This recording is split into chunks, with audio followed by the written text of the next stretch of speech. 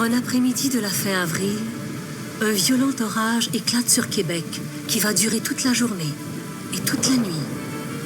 Marie de la Visitation y voit un signe du destin. Le ciel semblait vouloir combattre contre nous. Le tonnerre et les éclairs, peu fréquents cette saison, nous annonçaient par avance les coups de foudre auxquels les nôtres allaient être exposés. 4000 soldats menés par Lévis s'approchent de Québec. Ils sont déterminés à reprendre la ville.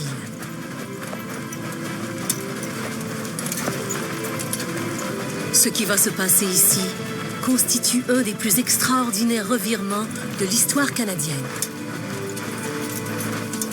Le 28 avril 1760, vers 8 heures du matin, la garnison entière se rangea en ordre de bataille. Et vers 9 heures, nous sortis de la ville avec 20 pièces d'artillerie. Ils occupent la position exacte qu'avait occupée Montcalm sur les plaines d'Abraham.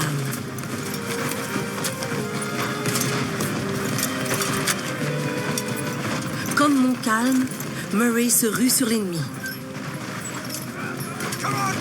Et en quelques minutes, il embourbe ses canons au pied de la butte à neveu.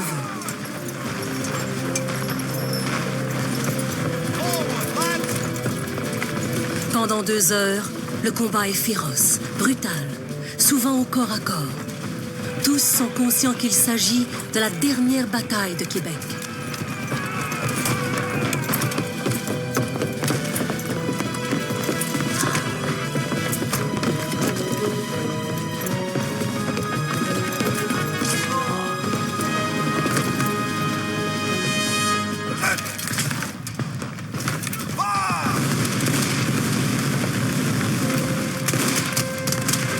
Ce sont les Français qui gagnent la bataille.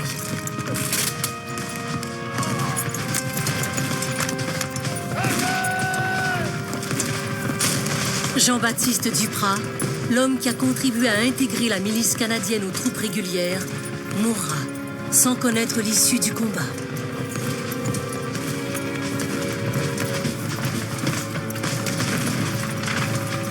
Sur les plaines d'Abraham, l'histoire s'est répétée, mais à l'envers.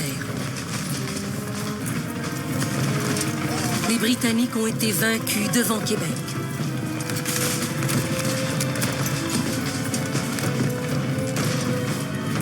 La valeur et l'intrépidité du Français et du Canadien repoussèrent l'ennemi de la position avantageuse où il se trouvait. Nous restâmes maîtres du champ de bataille et de toute leur artillerie et fîmes quantité de prisonniers. L'ennemi, enfermé là, n'osant plus paraître.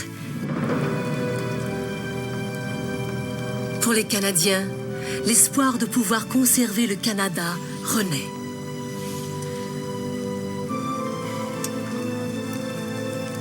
Tout le monde sait que la France et l'Angleterre enverront des renforts, mais personne ne sait lesquels arriveront les premiers. Lévis assiège Québec et attend. Dans ces circonstances fâcheuses, je suis obligé de temporiser et chercher à gagner du temps, tout en me tenant prêt à recevoir des secours qui pourront nous arriver de France. Et si nous en recevons en canon et en poudre, la place sera bientôt prise.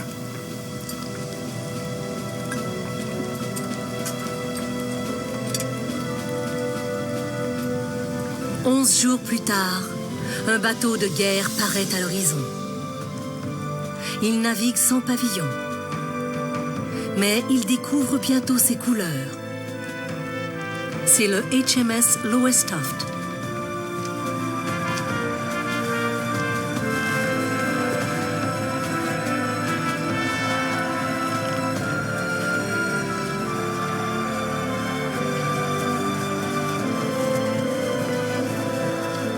La joie de nos troupes était inexprimable.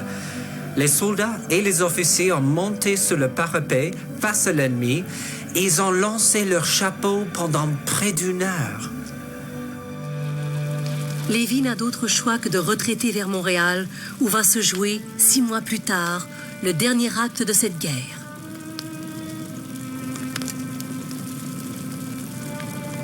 3 armées britanniques, 17 000 hommes au total, ont convergé vers Montréal, prenant Lévis au piège. Voulant épargner aux troupes une partie de l'humiliation qu'elles allaient subir, je leur ordonnai de brûler leurs drapeaux pour les soustraire à la dure condition de les remettre aux ennemis.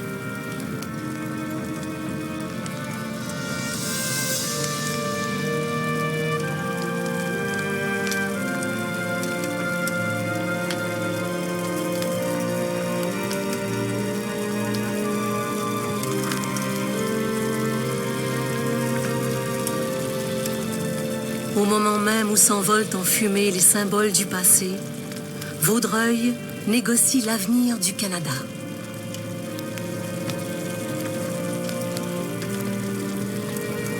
Avant de se rendre au commandant britannique, il obtient une concession étonnante. Le libre exercice de la religion catholique, apostolique et romaine subsistera dans son entier, en sorte que tous les États et les peuples des villes et des campagnes, lieux et postes éloignés, pourront continuer de s'assembler et de fréquenter les sacrements comme ci-devant, sans être inquiétés en aucune manière, directement ou indirectement.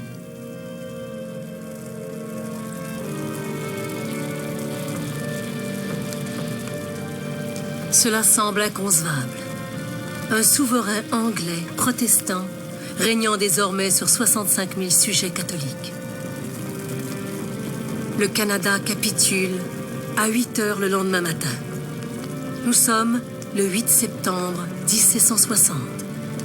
D'un trait de plume, la moitié du continent vient de changer de maître.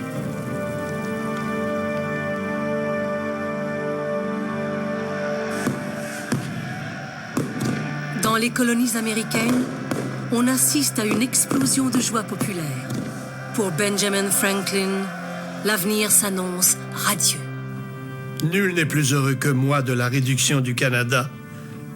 Si nous gardons le Canada, les terres qui s'étendent du Saint-Laurent au Mississippi seront peuplées d'ici un siècle de sujets britanniques. Benjamin Franklin croit que la guerre est finie. Mais elle ne l'est pas.